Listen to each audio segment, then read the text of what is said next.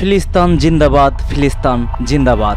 এবার নিষিদ্ধ সংগঠন হুতি ইসরায়েলে ঈদ উপহার পাঠালো ব্যালিস্টিক ক্ষেপণাস্ত্র, একের পর এক হামলা। জানিয়ে দিচ্ছি, অন্যদিকে ইরানে বোমা মেরে সবকিছু তছনছ করে দেওয়ার হুমকি দিয়েছেন ট্রাম্প। জানিয়ে দেব, গাজায় আবারও তীব্র আগ্রাসন ও পরিকল্পনা বাস্তবায়নের ঘোষণা নেতানিয়াহুর। যুদ্ধবিরতির নতুন প্রস্তাবে রাজি নিষিদ্ধ সংগঠন হামাস, ইসরায়েলের পাল্টা অবস্থান। এবং সর্বশেষ জানিয়ে দিচ্ছি, ঈদ শুভেচ্ছা বার্তায় যে হুঁশিয়ারি দিয়েছেন তুরস্কের প্রেসিডেন্ট রিসেপ তাইপ এরদোগান।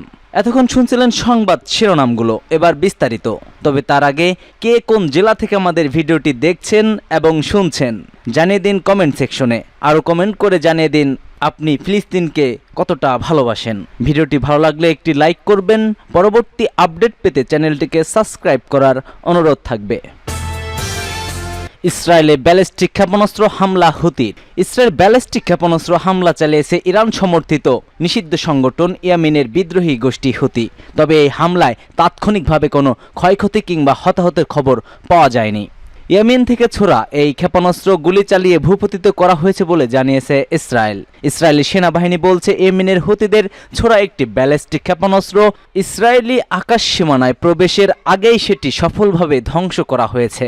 ইসরায়েলের প্রতিরক্ষা বাহিনী আইডিএফ বলছে, সীমান্তে প্রবেশের আগ মুহূর্তে ওই ব্যালিস্টিক ক্ষেপণাস্ত্র গুলি চালিয়ে ভূপতিত করা হয়েছে। ইয়েমেনে বিদ্রোহীদের এই ক্ষেপণাস্ত্র হামলার আগে ইসরায়েলের বিভিন্ন শহরে সাইরেন বাজে বাসিন্দাদের সতর্ক করে দেয়া হয়েছিল।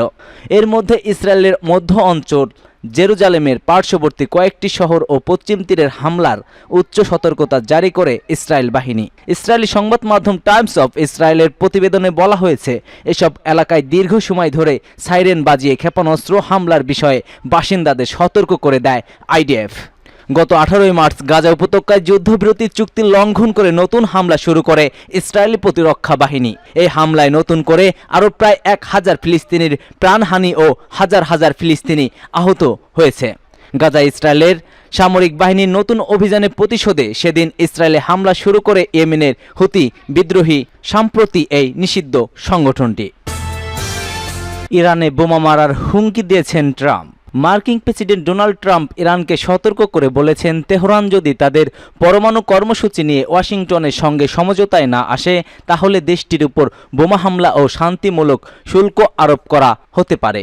এনবিসি নিউজকে দেওয়া এক টেলিফোন সাক্ষাৎকারে ট্রাম্প জানান, যুক্তরাষ্ট্র ও ইরানের কর্মকর্তাদের মধ্যে এ নিয়ে আলোচনা চলছে, তবে এ বিষয়ে তিনি বিস্তারিত কিছু জানাননি। ট্রাম্প বলছেন, তারা যদি চুক্তিতে না আসে তাহলে বোমা হামলা হবে, তবে একটা সম্ভাবনা আছে যে যদি তারা চুক্তি না করে তাহলে আমি তাদের উপর শান্তিমূলক শুল্ক আরোপ করব, যেমনটা 4 বছর আগে করেছিলাম।